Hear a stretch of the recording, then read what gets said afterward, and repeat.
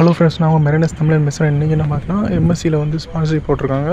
So அதை பற்றி இன்றைக்கி பார்க்க போகிறோம். அதுக்கு பார்த்தீங்கன்னா எலிஜிபிலிட்டின்னு பார்த்தீங்கன்னா பிடெக்கில் பிடெக் ஆர் பிஇயில் வந்து ட்ரிபிள் ஈசி அண்ட் இஎன்ஐ இது மூணுத்தில் ஏதாவது ஒன்று முடிச்சிருக்கணும். டிப்ளமா எலிஜிபிள் கிடையாது. டிப்ளமோவில் ட்ரிபிள் முடிச்சிருந்தாலும் இஎன்ஐ முடிச்சிருந்தாலும் எலிஜிபிலிட்டி கிடையாது.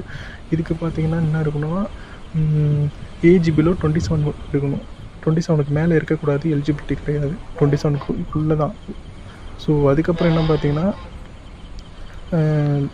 இதுக்கப்புறம் பார்த்திங்கன்னா வெயிட்டிங் பீரியட் ரொம்ப கம்மி. எம்எஸ்சி பொறுத்தவரை வெயிட்டிங் பீரியடே கம்மியாக இருக்கும். நீங்கள் காலேஜ் முடித்ததுக்கப்புறம் கிட்டத்தட்ட வந்து 1 மந்த்துக்குள்ளே நீங்கள் ஒன்று ஆன்போர்ட் பண்ணிடுவாங்க. ஸோ இதில் என்ன பார்த்தீங்கன்னா மெடிக்கல் ரிப்போர்ட் வந்து அனுப்பிச்சுட சொல்லுவாங்க. மெடிக்கல் ரிப்போர்ட்டில் எல்லாமே கரெக்டாக இருக்கணும். ஸோ இதுக்கு வந்து என்னென்ன எப்படி சார் எக்ஸாம்லாம் இருக்கும் அப்படின்னா, ஃபஸ்ட்டு வந்து ஆன்லைன் எக்ஸாம் வைப்பாங்க. ஆன்லைன் எக்ஸாம் கிட்டத்தட்ட 100 கொஷின்ஸ் கிட்ட. அதுக்கப்புறம் பார்த்தீங்கன்னா டைரக்ட் இன்டர்வியூ இருக்கும். இது பார்த்தீங்கன்னா எங்களுக்கு தான் சென்னை எம்எஸ்சி க்ரூவிங் ஆஃபீஸில் இருக்கும். அது முடிச்சதுக்கப்புறம் நீங்கள் அதில் பாஸ் ஆகிட்டீங்கன்னா உங்களுக்கு வந்து மெடிக்கல், அதுக்கப்புறம் சைக்கோமெட்ரிக் டெஸ்ட் இருக்கும்.